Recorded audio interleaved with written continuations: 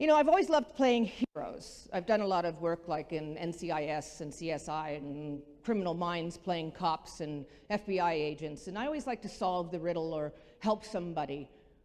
I just love playing heroes. I played a lot of kick-ass warriors in games like Skyrim and World of Warcraft and Guild Wars and all sorts of other stuff, and I just always loved the idea of doing something heroic in life, and I wanted to do it in my real life as well. And I never realized that it might entail something potentially deadly to me. In spite of the ups and downs of working in the entertainment industry, my career has had one incredibly positive thing, and that is a platform to help other people.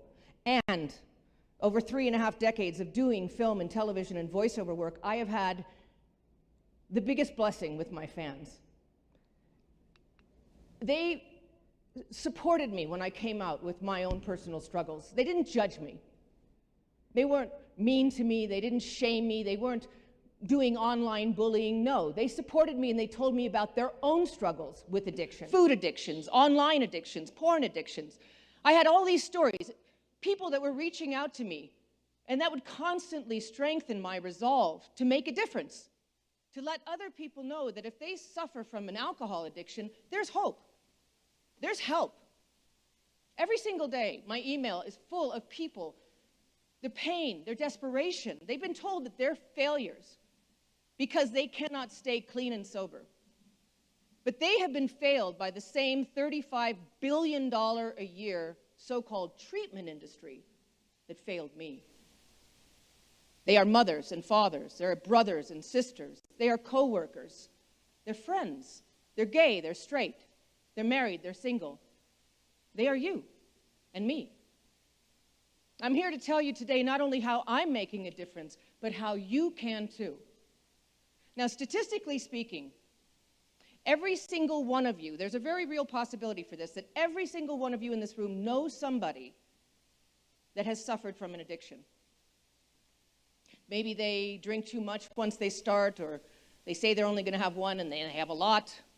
Maybe they can't stop once they started. And to take that even further, they say that about 1/3 of adults in America will struggle with an alcohol use disorder at some point in their life.